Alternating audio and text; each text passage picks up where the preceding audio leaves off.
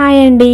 నేనైతే ఈ రెండో శ్రావణ శుక్రవారమే వరలక్ష్మి వ్రతం అయితే నోముకున్నా. అలాగే మాకైతే తెలంగాణలోనైతే శ్రావణ మాసం ఒక్క పొద్దులు ఉంటాయి అన్నమాట, 3 వారాలు. సో ఒక్క పొద్దులు కూడా ఈ వారమే పట్టేసుకున్నా. దానికోసం నేను మార్నింగే లేసేసి ఇల్లంతా శుభ్రం చేసేసుకొని ముగ్గులు పెట్టేసుకొని ప్రసాదాలు అయితే రెడీ చేస్తున్నాను అనమాట. ముందైతే నేను కొంచెం శనగపప్పుని నైటే నానబెట్టి పెట్టుకున్నా. దాన్ని కుక్కర్లో వేసి 2 విజిల్స్ దాకా పెట్టేసుకున్నా.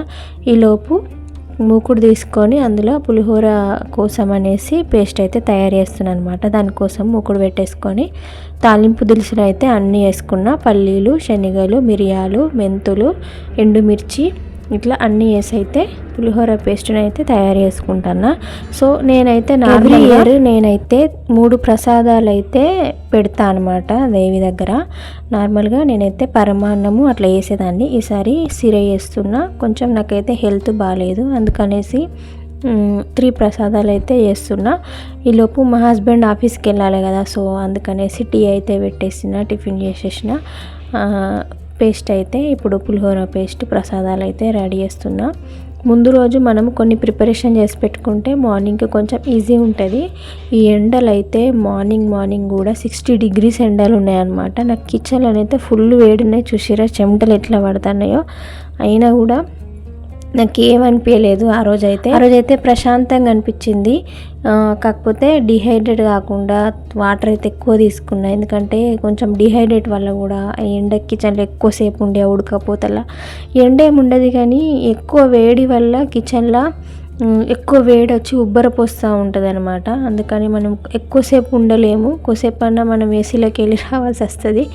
సో ఎండుమిర్చేసి ఇట్లనైతే మేము కుక్ చేసేసుకున్నా. సో నాకైతే నార్మల్గా దుబాయ్లోనైతే ఎక్కువ పూజ సామాగ్రి దొరకదండి.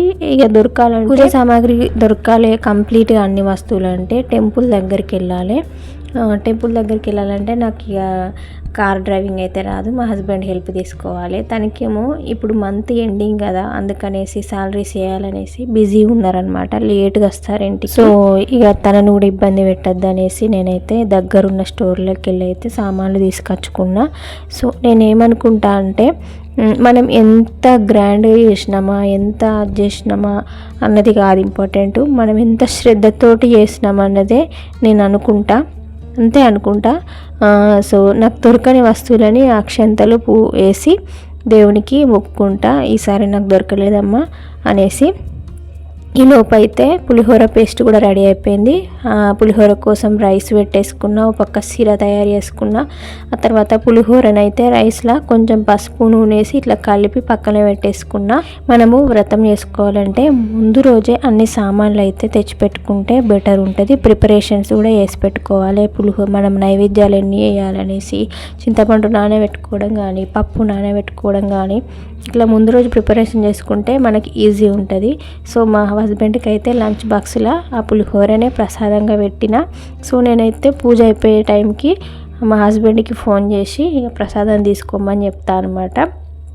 ఈ లోపు అయితే పూర్ణాలు కూడా రెడీ చేసేసిన. పీఠం ఇట్లా నేను రెడీ చేసి పెట్టుకున్నా. నైవేద్యాలు 3 రకాలు పెట్టుకున్న విధంగా ఒక స్టడీ టేబుల్ అయితే అరేంజ్ చేసుకున్నా.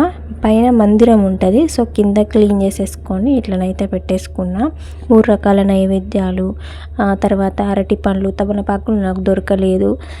తర్వాత కొబ్బరికాయ పెట్టుకున్న. పువ్వులు కూడా దొరకలేదు. ఆర్టిఫిషియల్ ఫ్లవర్స్ పెట్టద్దు అనేసి చిన్నవి దేవతకి పూసల దండలు అంటారు కదా, అవి పెట్టేసిన. సో దీపారాధన చేసుకున్న తర్వాత మొబైల్లో పూజా విధానము అది వినుకుంటా పూజ అయితే పూర్తిగా పూజ చేసేటప్పుడు మనము ఎక్కువ లేవ్వకుండా అన్ని సామాన్లు అయితే ముందు మనం తయారు చేసి పెట్టుకోవాలి. సో అన్నీ నేనైతే దగ్గర పెట్టుకున్న. మొత్తం వాటర్ కావాలా, కొబ్బరికాయ నీళ్లు పట్టుకోవడానికి ఒక గ్లాసు, అన్ని రెడీ. ఒకటి డిసప్పాయింట్ ఏంటంటే కనీసం ఫ్లవర్స్ కూడా దొరకలేదు. అదొక్కటే బాధ అనిపించింది. ఏం కాదు, ఇక అక్షంతలేసి దేవిని అయితే మంచిగా ప్రార్థించుకున్నా. ఎప్పటికి ఇట్లనే వ్రతం చేసుకోవాలనేసి అయితే మొక్కుకున్నా. నాకైతే పూజ ప్రశాంతంగా అనిపించింది, మంచిగా. సో నేనైతే మా అత్తమ్మ ఎట్లా వేస్తుందో అట్లనే చేస్తాను అనమాట. మాకు కలుషం ఆనవాయితీ లేదు. ఫస్ట్ పూజ చేసుకున్నప్పుడైతే నేను లక్ష్మీ రూపు చేయించుకొని మెడలనైతే కట్టేసుకున్నాను అనమాట. ఎవ్రీ ఇయర్ మనం వీలుని బట్టి పెట్టుకోవచ్చు, లేకపోతే లేదు. సో పూజ అంతా అయిపోయిన తర్వాత కొబ్బరికాయ కొట్టిన. మా హస్బెండ్ ఉంటే తను కొట్టేవారు కానీ తను ఆఫీస్కి వెళ్ళిపోయారు.